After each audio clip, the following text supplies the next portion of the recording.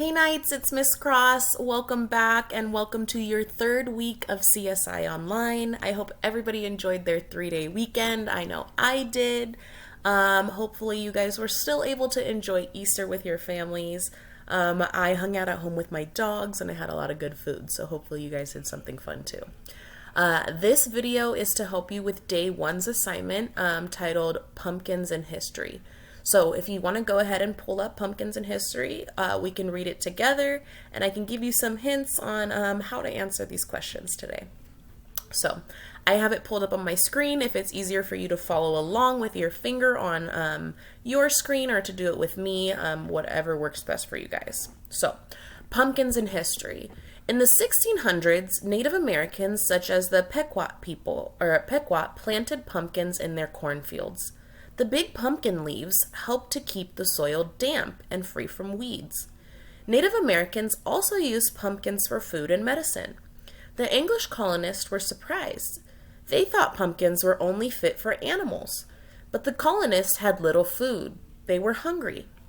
So, before we even look at the questions, remember what I told you to look at on the page. There's always a picture there for these assignments. So use that to your advantage. What do you see in the picture? I know just from me looking at it right now, I see a big pumpkin and I see a little pumpkin. I remember we're talking a lot about like Native Americans eating pumpkins. So maybe that picture can help me. Also, look at the very top of the page is the what. It starts with a T. The title. Pumpkins in History. Sometimes titles on an assignment can also give us clues. So let's go ahead and look at the questions. I will read them to you today. Number 1. Which sentence tells what most likely happens next? So remember, I told you this is when you have to think about what is coming after this. The reading might not say exactly, after this part, this happens. But there are always clues, and you can think, what's the most logical thing? So for number 1, I would go through and cross out the ones that definitely aren't logical. Number 2.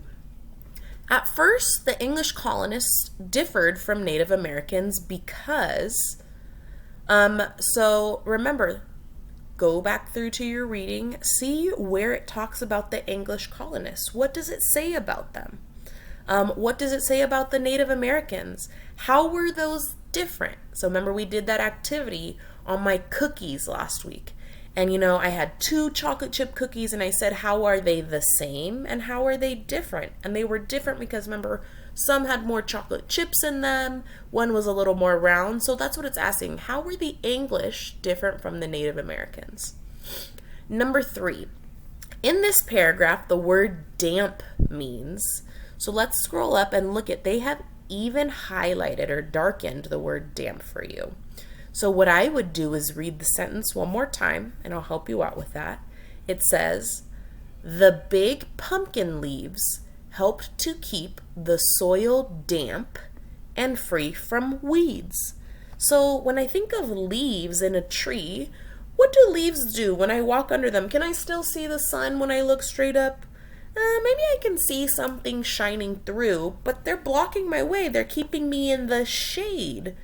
So they keep me cool. What's something else they can do? What happens if it rains? Do the leaves keep me dry? Do they keep me wet?